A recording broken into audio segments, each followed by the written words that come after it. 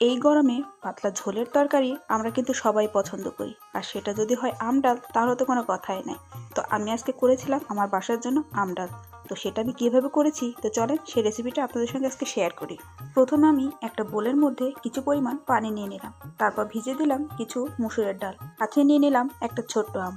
যদি এই আমটা আমি কিনে নিয়ে আসছি, আপনাদের বাসায় কিংবা বাড়িতে থাকলে সেটা দিয়েও করতে পারেন। তো প্রথমে আমি ডালগুলো ভালোভাবে ধুয়ে তারপর কিছুক্ষণের জন্য ভিজে রাখছি। এতে করে ডালটা তাড়াতাড়ি সিদ্ধ হবে আর রান্না করতেও কম সময় লাগবে। তো ওদিকে আমি আমটা কেটে নিচ্ছি ছোট ছোট করে। তো প্রথমে আমটা আমি ছুলে নিচ্ছি, নিয়ে তারপর এখন ছোট ছোট ফালি করে নেব।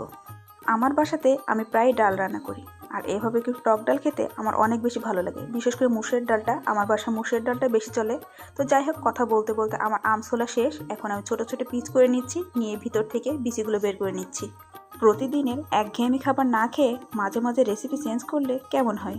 তো যাই হোক, আমার আমগুলো কাটা শেষ। এখন এগুলো আমি পানিতে ভিজিয়ে রাখবো যাতে কাঁচা কষগুলো চলে যায়।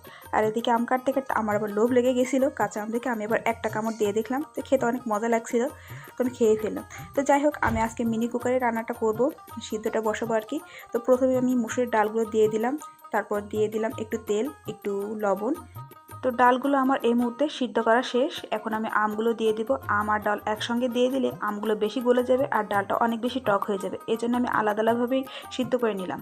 সাথে দিয়ে দিলাম একটা কাঁচামরিচ। আমার বাচ্চারা যেহেতু ঝাল খেতে পারে না, এই জন্য আমি একটাই দিয়েছিলাম। ওদিকে আমার আম আর ডালটা সিদ্ধ হচ্ছে, আর এদিকে আমি একটা প্যানে তেল বসিয়ে দিয়েছি। একটা শুকনো মরিচ দিলাম, একটু পেঁয়াজ কুচি, রসুন কুচি, তারপর একটু পাঁচফোড়ন দিয়ে দিলাম।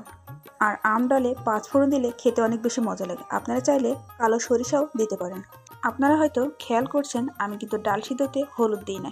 তো এই মুহূর্তে আমি 1 চা চামচ দিয়ে দিলাম হলুদ। আর এইভাবে হলুদ দিলে এর রঙটা অনেক বেশি সুন্দর আসে। যাই হোক, আমার পেঁয়াজ আর রসুন ভাজা শেষ। এখন আমি ডালগুলো দিয়ে দিলাম। আর আজকে আমি ডালটা একটু ঘন করে করছি, একেবারে পাতলা করি না, কারণ আমার বাচ্চারা খাবে আর ওরা ঘন ডাল খেতে অনেক বেশি পছন্দ করে। তো যাই হোক, আমার ডালটা করা শেষ। এখন আমি এটা একটা পাত্রে নামিয়ে ফেলবো। আর আমগুলো দেখেন কত সুন্দর, এখনও কিন্তু পুরোপুরি গলে যায়নি। তো এমন ডাল খেতে কিন্তু অনেক বেশি মজা লাগে। তো নামানোর পরে আমি এর উপরে একটু ছড়িয়ে দেব কাঁচা ধনিয়ার পাতা। আমি সাধারণত ডালের উপরে ধনিয়ার পাতা দিই না, কিন্তু যখন আম ডাল করি তখন আমি এর উপরে একটু ধনিয়া পাতা ছড়িয়ে দিই। এতে খেতেও ভালো লাগে, আবার দেখতেও সুন্দর লাগে। তো যাই হোক, এখনও কে কে নতুন আম দিয়ে এই গরমে ডাল করে খাননি তারা কমেন্টে জানান। আর আমার রেসিপিটা আজকে কেমন লাগলো সবাই কমেন্টে জানাবেন। ভিডিওটা আজকে এতটুকুই। সবাই ভালো থাকবেন। আল্লাহ হাফেজ।